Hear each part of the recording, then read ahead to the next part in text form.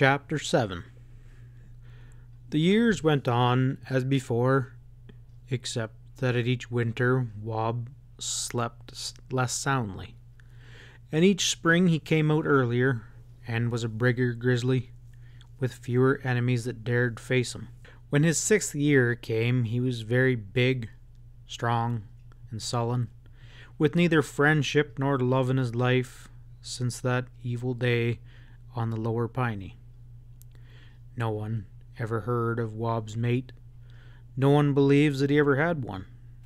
The love season of bears came and went year after year, but left him alone in his prime as he had been in his youth. It is not good for a bear to be alone. It is bad for him in every way. His habitual moroseness grew with his strength, and anyone chancing to meet him now would have called him a dangerous grizzly.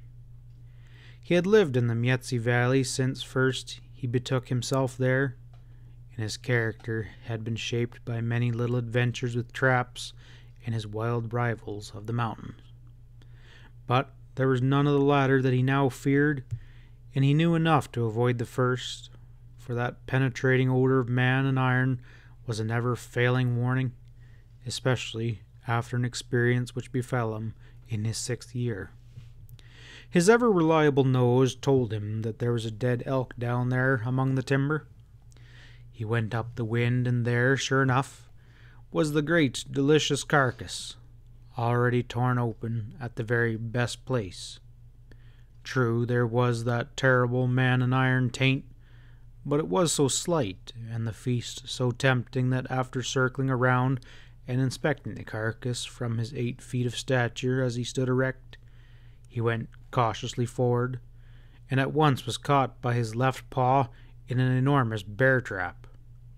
He roared with pain and slashed about with fury, but this was no beaver trap. It was a big 40-pound bear catcher, and he was surely caught. Wob, fairly foaming with rage, and madly grit his teeth upon the trap.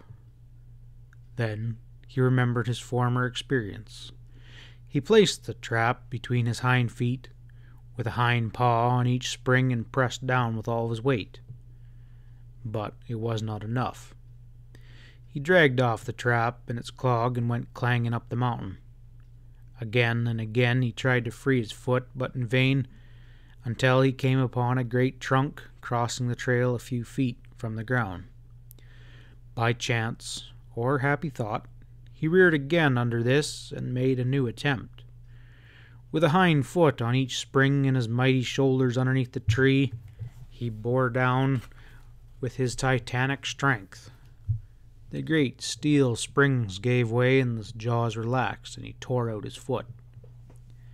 So Wob was free again, though he left behind a great toe, which had been nearly severed by the first snap of the steel. Again Wob had a painful wound to nurse, and as he was a left-handed bear, that is, when he wished to turn over a rock he stood on the right paw and turned over with the left.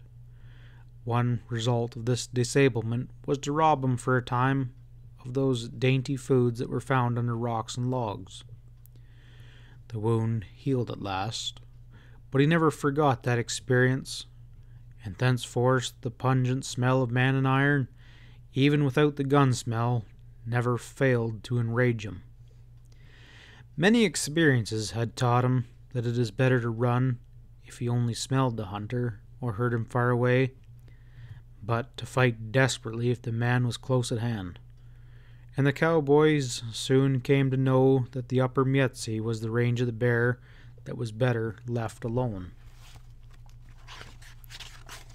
End of chapter 7.